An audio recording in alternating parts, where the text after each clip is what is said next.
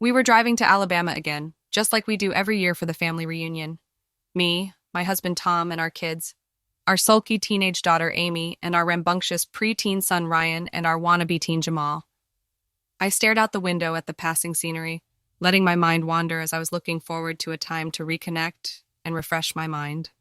The drive was always long and monotonous, but it was an annual tradition, and it allowed us time to bond as a family.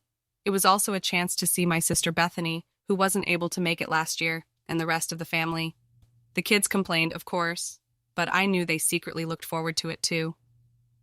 As we crossed over from Florida into Alabama, it started to pour. Heavy raindrops drummed relentlessly on the roof of the car. Up ahead, flashing signs warned of a road closure on I-10. The GPS intelligently routed us through an alternative rural detour. We drove through an old town, past empty shops and shuttered houses. I shivered, despite the warm southern air. Something about this place felt off. I mean, really off. It was as if the town itself had been waiting for us. I shook away the paranoid thoughts, probably just road trip jitters. But I felt uneasy as we crawled down the narrow streets. The trees along the sidewalks seemed to twist into unnatural shapes, leering at us. Tom announced he was pulling into a gas station to refuel. It looked old and abandoned. As he pumped gas, I tried calling Bethany. No signal. Through the rain-streaked window, I thought I saw a pair of glowing eyes staring back at me from the woods behind the station. A deer, probably, but it filled me with fear. Pump's busted, Tom said as he got back in, oblivious to my unease. He said, we might need to find a motel for the night. I nodded nervously. We drove on through the storm in search of shelter. But the town appeared deserted. No people, no cars, just the relentless rain flooding the streets. The kids grew restless in the back seat.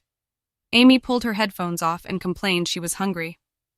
Ryan mimicked her whining, and Jamal chimed in with them, demanding we find someplace to stop to eat. Soon, I promise, I assured them. We just need to get out of this town first. Their bickering continued as we looped aimlessly down flooded streets. The same dilapidated buildings kept reappearing. It felt like we were going in circles. The GPS continued giving directions, but they were leading us nowhere. Dread crept up my spine. We were trapped in this empty town swallowed by the storm. I begged Tom to turn around, unsure where we'd even go. He gripped the wheel, eyes wide and manic. We have to keep driving, he muttered. We'll find the way out. The sky darkened until it was pitch black, even though it was only late afternoon. The rain fell in sheets, swallowing the world around us. The kids wailed. Tom stared ahead, possessed. I knew then. We were cursed.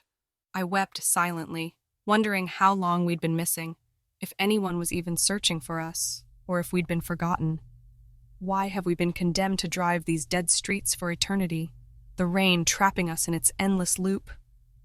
I repeated the story in my mind like a demented lullaby. A drive to Alabama, a detour through a strange town, trapped forever in the storm.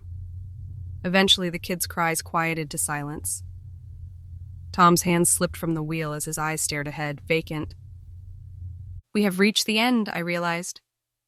The beginning and the end folded together, the loop complete. I wonder now if I'll continue telling this tale forever, or if perhaps this time the curtain will finally close. But as we cross over into Alabama, the rain begins again.